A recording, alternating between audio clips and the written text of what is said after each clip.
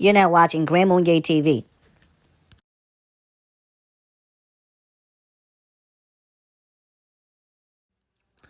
Vivek Ramaswamy. I don't know if I'm saying that last name correctly, but here we go.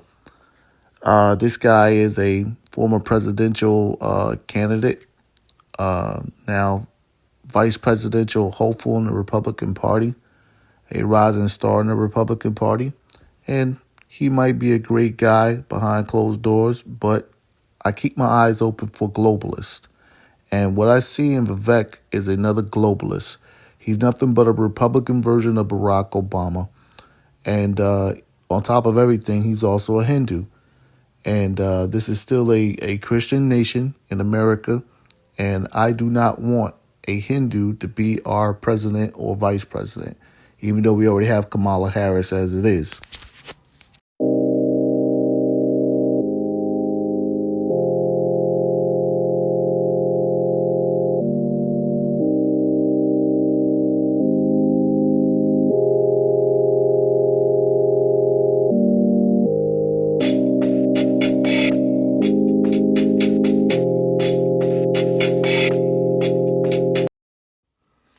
Now, Hinduism has 33 million gods.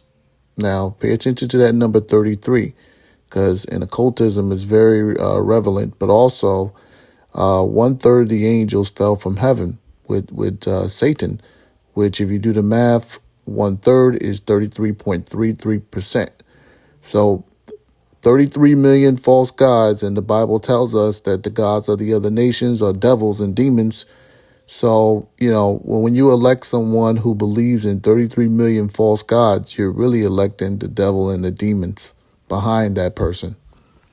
You mentioned your faith, which has become an issue on the campaign trail. Yes. In fact, a Democratic congressman, prominent Democratic congressman, came to your defense when you were attacked by a bigoted MAGA pastor over your Hindu faith. We just came from Iowa.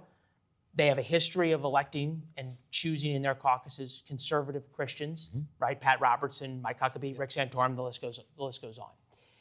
Faith has become an issue in presidential politics, right? We've got Obama and Reverend Wright, Mitt Romney, Mormonism, John Kennedy and his Catholic faith. Is your faith fair game in this election?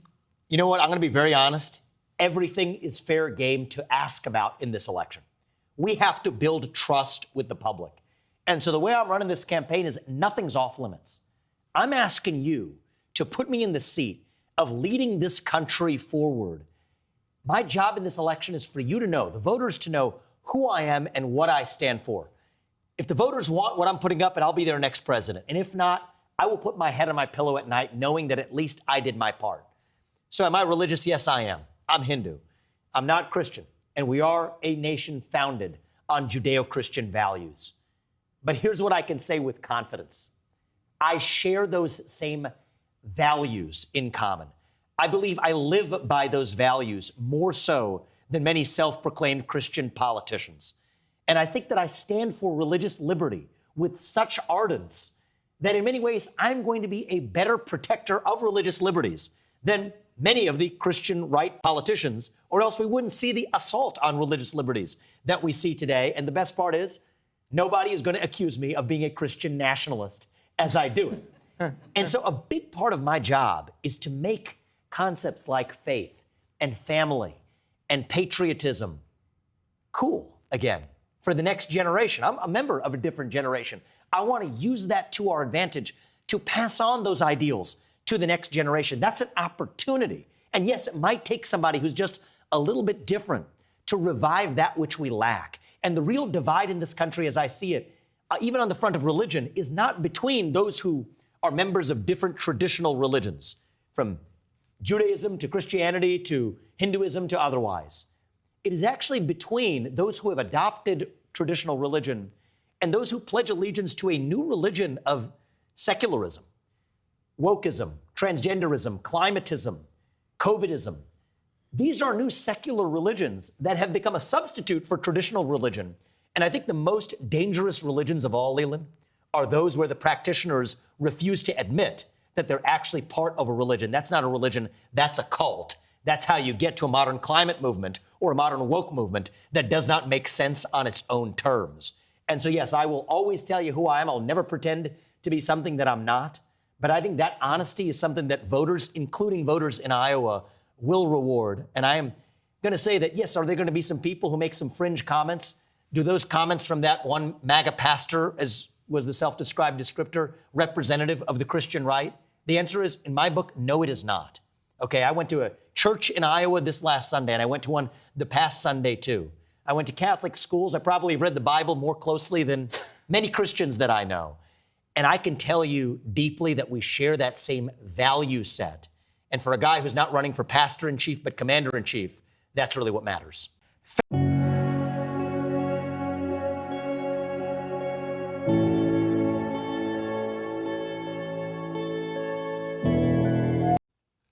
Now, when I proclaim that Vivek is nothing but another version of Barack Obama, a Republican version of Barack Obama, a lot of people believe that Barack Obama is a Muslim, but studying Obama over years and years and years, I believe that Barack Obama's true religious belief system is actually Hinduism or Buddhism, which is why you see it so prevalent in Hollywood, because a lot of these people that you see that are promoted in the world come out of the traditions of the Eastern Orthodox religions and the traditional Babylonian teachings that you see that are so frequent in Eastern societies.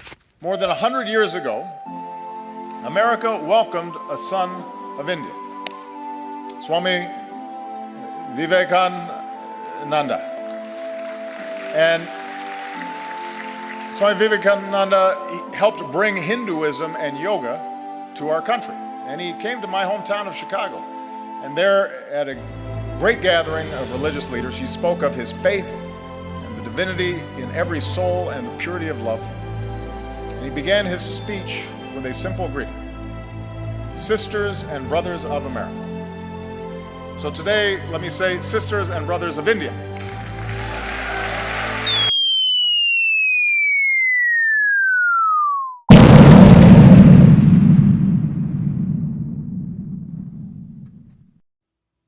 Now, what most people don't really know outside of most Black Americans or African Americans is that Kamala Harris is actually of Indian heritage.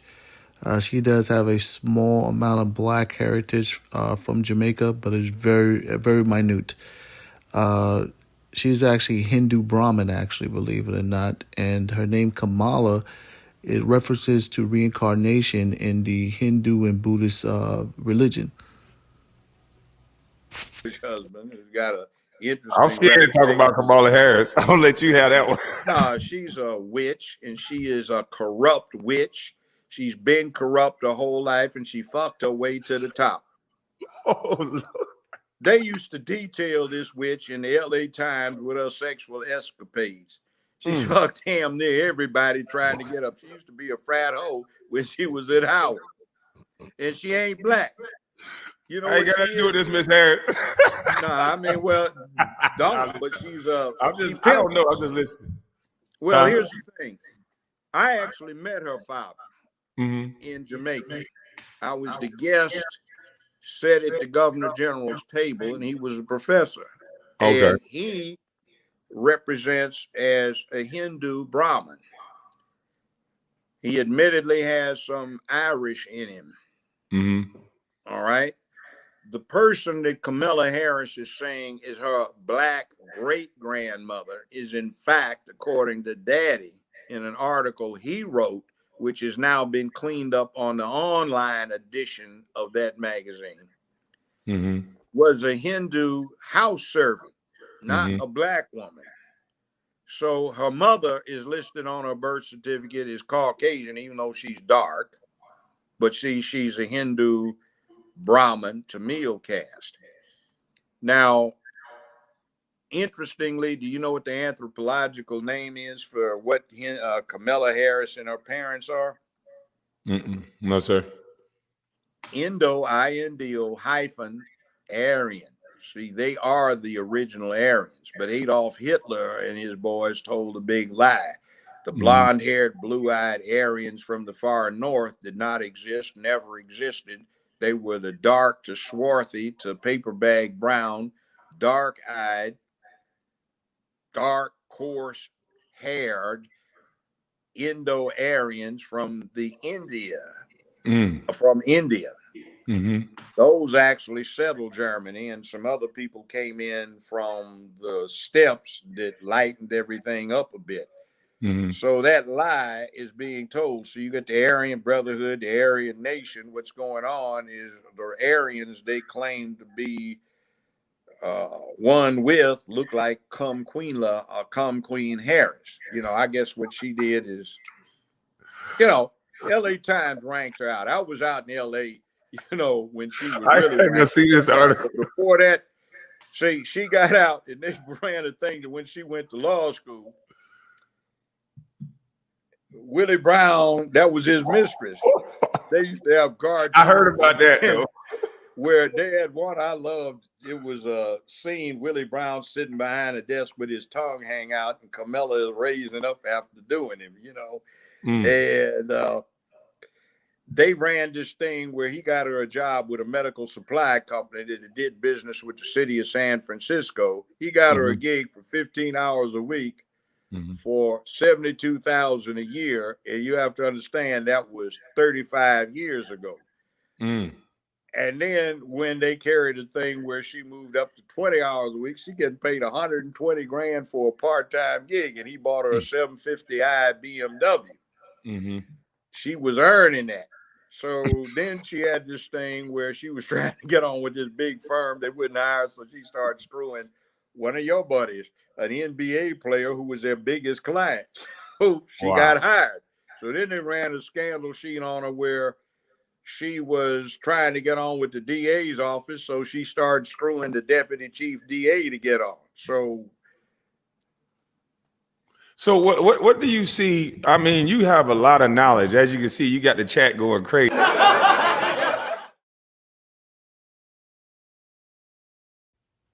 Yes, Nikki Haley was raised chic, and in my opinion, that's nothing other than a Hindu with a dagger or a pocket knife. And I don't mean to insult anybody, but it's the truth. And at heart, this woman is a globalist. She is not going to put America first, and she needs to stay far away from the White House. And she will be the first Indian American president. While she was born in Bamberg, her parents were both born in India and immigrated to the United States. Right. News 19's Nija Hood has more on how both the Punjabi and Sikh communities are reacting to her big announcement. Representing South Carolina's Sikh community on a national stage. It's an honor for the entire Sikh community.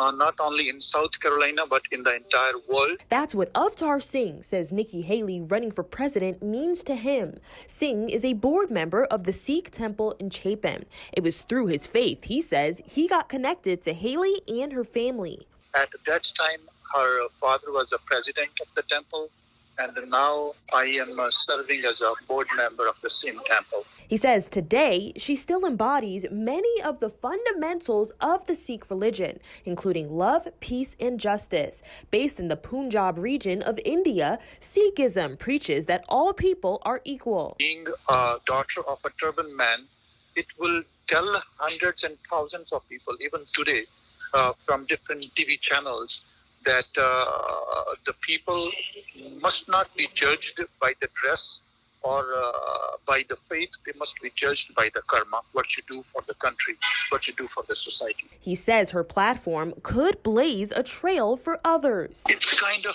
inspiration, especially for the girls.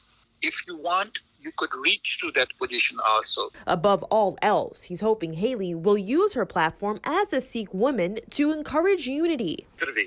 That's the most important. Together. She mentioned this word 3 times today. Together we can make it.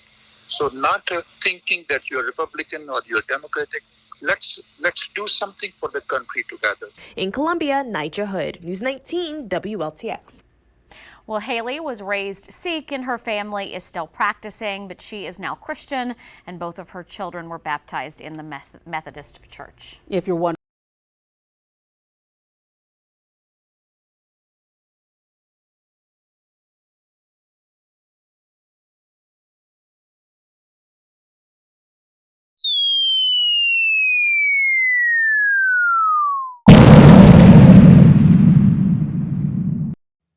Thank you for watching Ramaswamy TV. Don't forget to hit the like and subscribe button. Thank you, God bless, and have a wonderful day.